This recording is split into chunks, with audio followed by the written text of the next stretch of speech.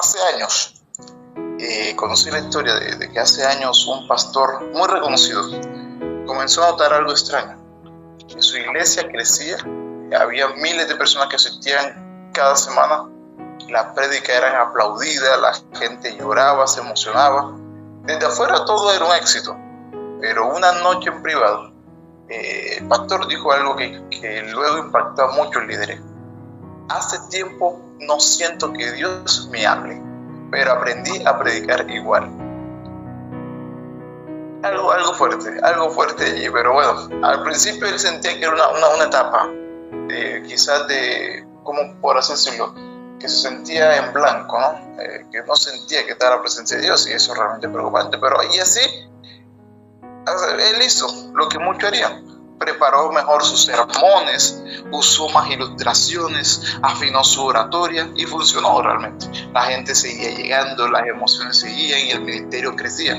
Pero internamente, él sabía que algo estaba mal. Hasta que un día no pudo más y confesó delante de la congregación lo siguiente, y lo leo textualmente: me di cuenta de que podía hacer iglesia sin depender de Dios. ¿Qué piensa usted de eso? Es un punto muy importante que esta historia quizás nos presenta. Y realmente en ese momento fue el momento en que lo quebró, ¿no? Y es que no era un fracaso. No era un fracaso realmente el ministerio de este pastor. Era pues un éxito, realmente. El problema es que era un éxito, pero sin la presencia de Dios en su vida. No sé si a usted le pasa, pero por lo menos yo hace poco terminé una semana de evangelismo acá en la iglesia de Sar Shalom y Siloé en Soledad, las dos juntas en una iglesia. Y también hicimos con el pastor Bustillo y todo el distrito de Soledad mañanas de oración con devocional. Y yo decía, bueno, los devocionales que tengo allí funcionan muy bien. Tengo mucho, un repertorio de devocionales muy bonito, muy hermoso. Pero cuando es en momentos así, que me voy a encontrar con ustedes, mis hermanos, el ministerio a la luz de la Biblia lleno de personas que están llenas del poder del Espíritu Santo, que tenemos nosotros esa unción como ministro, yo siempre digo, oye, pero ¿qué puedo hablar? ¿Qué les puedo hablar a los hermanos que quizás no hayan oído antes y esto? Y mira lo que el Señor me muestra a través de su palabra. Así que me dirigí a la palabra de Dios. Y el Señor me envió al libro de Amós, capítulo 8, versículo 11. Vienen días, afirma el Señor omnipotente, en que enviaré hambre a la tierra, no hambre de pan ni sed de agua, sino de oír las palabras del Señor. El texto no habla de ateos, habla de un pueblo que es religioso, vamos a decirlo así, pero no va a encontrar realmente el alimento que lo llena. Gente que seguirá reuniéndose, escuchando mensajes y seguirá adorando, pero Dios ya no está o no estará hablando o no estaba hablando, aunque todo parece normal. Y entonces aquí viene un punto muy importante. Cuando Dios deja de hablar y permite que sigas haciendo, vamos a decir, la religión, para que usted me entienda, eso es lo más peligroso que cualquier crisis eterna. Si hay guerra, buscas a Dios. Si hay crisis, clamas al Señor. Pero si no está la presencia de Dios, y uno puede vivir engañado pensando que todo está bien. Pero entonces nace la pregunta de saber, oye, ¿cómo puedo conocer yo la voluntad de Dios en mi vida? ¿Cómo sé que Dios está hablando? ¿Cómo sé que estoy haciendo las cosas correctas con el Señor? Mis hermanos, realmente uno sabe que el Señor está con nosotros porque ya tenemos una relación con Él. Sabemos cuando algo viene de parte de Él. Sabemos cuando Él nos está hablando. Y sabemos cuando nos deja de hablar. Cuando tenemos una relación amplia con el Señor.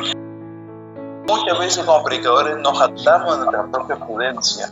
Nos dejamos llevar por nuestra propia experiencia. Y eso es un error muy grave. Que podemos seguir predicando bonito, llevando temas teológicos fuertes, poderosos. Y pueden haber bautismos, pero puede que no esté la presencia de Dios allí. Eso es grave, eso es peligroso. Y uno quizás diga, bueno, pero de todas maneras cumplimos la misión, que es ir y predicar el Evangelio, pero es que el mensaje o la comisión es hacer discípulos. Y sin Dios no hay discípulos jamás. Sin Dios, aunque tú seas buen predicador, sepas adorar al Señor, sepas orar muy hermoso, si Dios no está allí, estamos haciendo algo grave. Yo recuerdo la última vez que yo me conecté, creo que fue la última vez que me conecté, que estaba mi hermano Ricardo Menco predicando y hablaba acerca de Sansón. Y entonces recordé, cuando estaba preparando este devocional, esa cita que encontramos en Jueces 16:20, donde dice lo siguiente: Sansón se despertó de su sueño y pensó, saldré como antes y me libraré, pero no sabía que el Señor lo había abandonado. Es que todo es normal. El enemigo nos lleva a un estado de lucidez en este mundo en el cual nos olvidamos de ver si la presencia de Dios está con nosotros antes. Nos confiamos. Sansón hizo lo mismo que muchos de nosotros podríamos hacer: levantarnos y decir, haré como siempre y venceré como siempre, pero no nos damos cuenta que Dios ya no está con nosotros. Triste, mi hermano. Es muy triste porque aquí es donde nos damos cuenta que el ser humano se acostumbra tanto a depender de su propia fuerza y no a buscar la presencia de Dios, porque no porque seamos malos cristianos, no, sino porque nos confiamos en que Dios siempre va a estar con nosotros. Porque decimos, Dios es un Dios de amor, no abandona a sus hijos. Oiga, cuidado con eso. Esa presunción nos lleva a la perdición, porque debemos de siempre seguir un régimen. No vamos a decirle reglas, pero sí un régimen de conducta para poder asistirnos a la presencia de Dios, para poder merecer la presencia de Dios. Y eso quizás suena muy fuerte, que usted diga, ay hermano, pero no es así. Dios es amor, siempre está con sus hijos. Tenga cuidado, mi hermano, que eso también es un peligro. Hace mucho la última vez que fui a predicar a la iglesia en Jerusalén, recuerdo yo que yendo yo, no sé si a usted le pasó, mi hermano, que cuando uno va con corbata y saco y creen que uno es pastor, ¿no?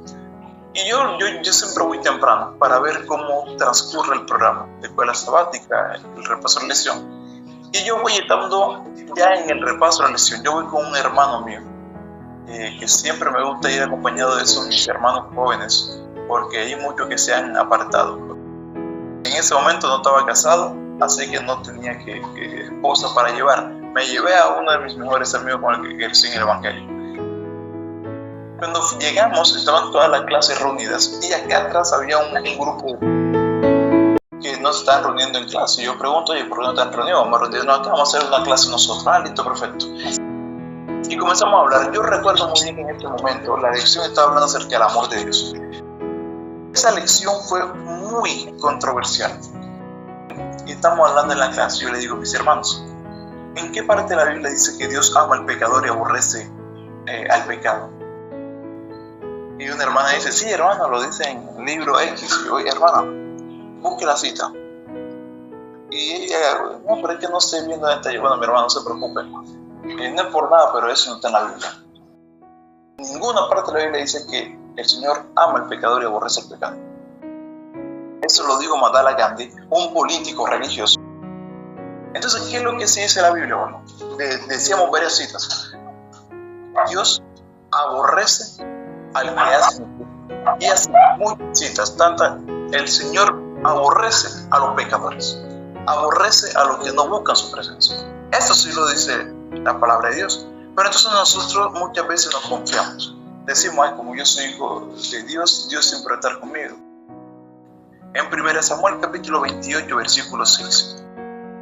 Saúl consultó al Señor, pero el Señor no le respondió ni por sueño, ni por el Urim, ni por los profetas. Que realmente el Señor puede dejar de hablar. Pero entonces, ahí es donde uno dice, ¿y cómo sé yo que el Señor debe de hablar? Mi hermano, vuelvo y lo reitero. Cuando uno tiene una buena relación con Dios, uno sabe realmente que el Señor nos deja de hablar o nos sigue hablando. Y no es por yo decir que tengo una buena relación con Dios, pero uno se da cuenta en lo más sencillo, en las cosas más, vamos a decir, pequeñas.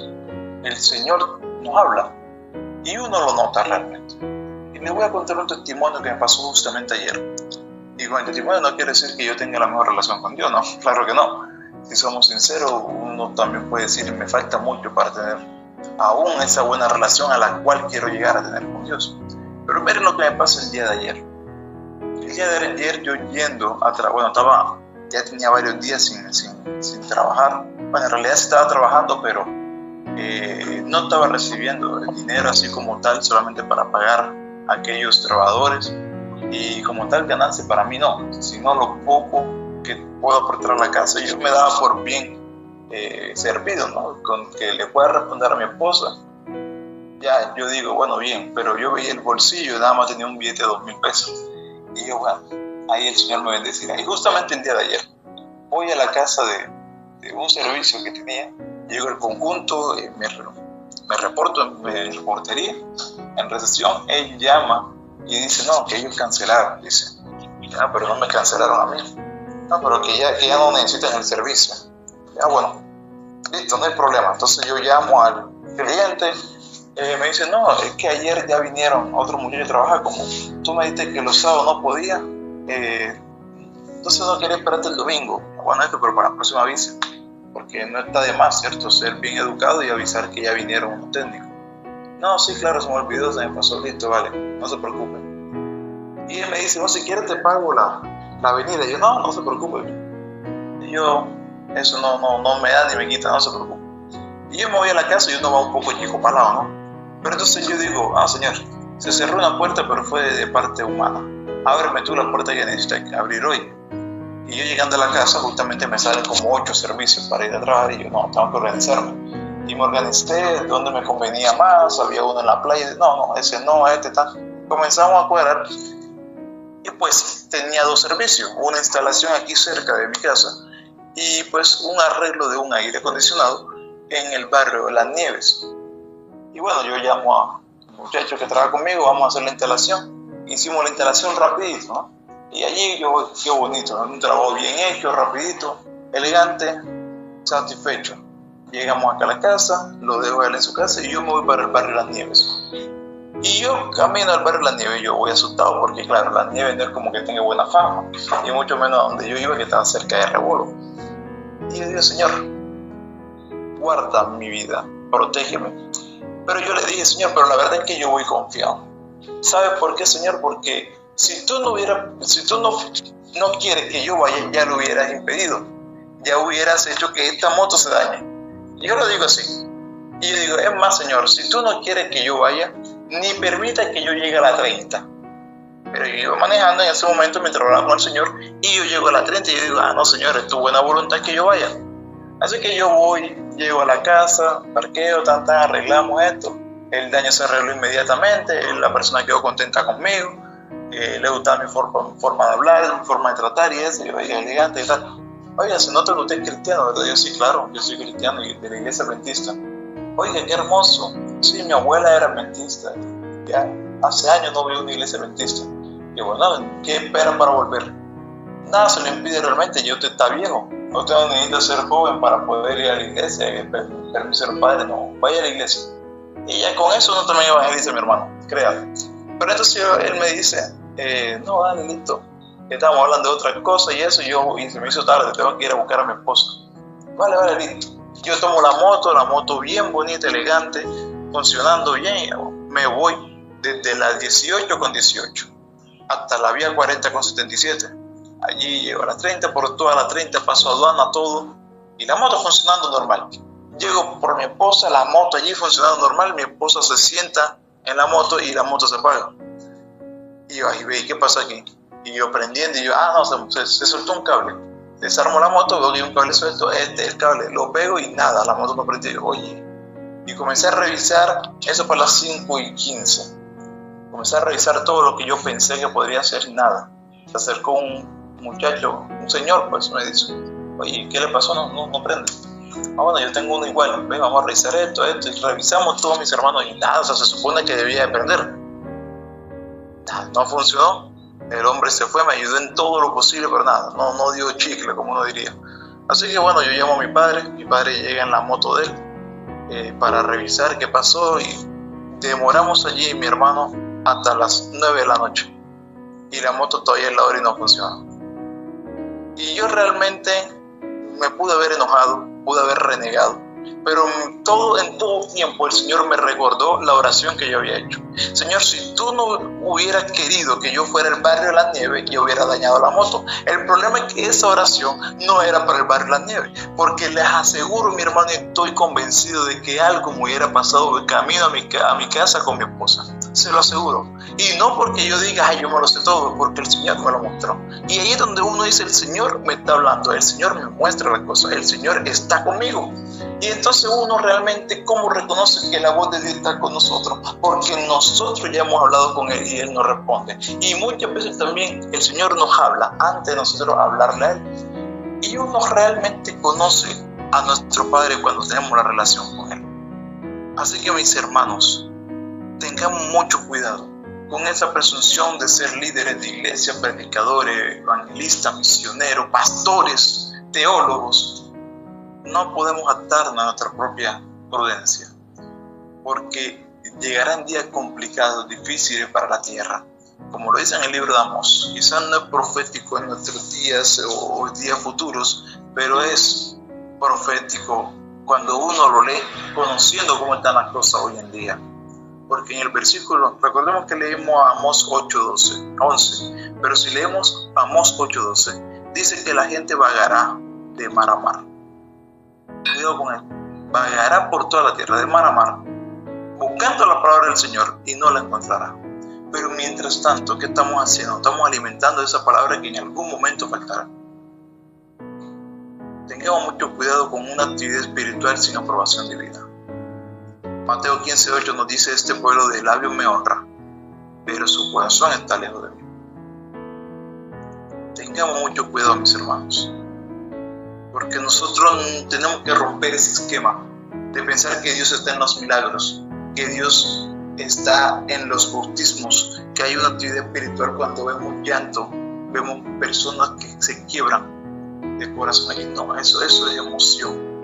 Y sí, Dios también está en la emoción, pero cuando sabemos nosotros que Dios está realmente, no en la emoción, no en la elocuencia, no en el ambiente, sino lo que dice Jeremías 23:29, si no estoy mal, que no es mi palabra como fuego, dice el Señor, y como martillo que despedaza la roca.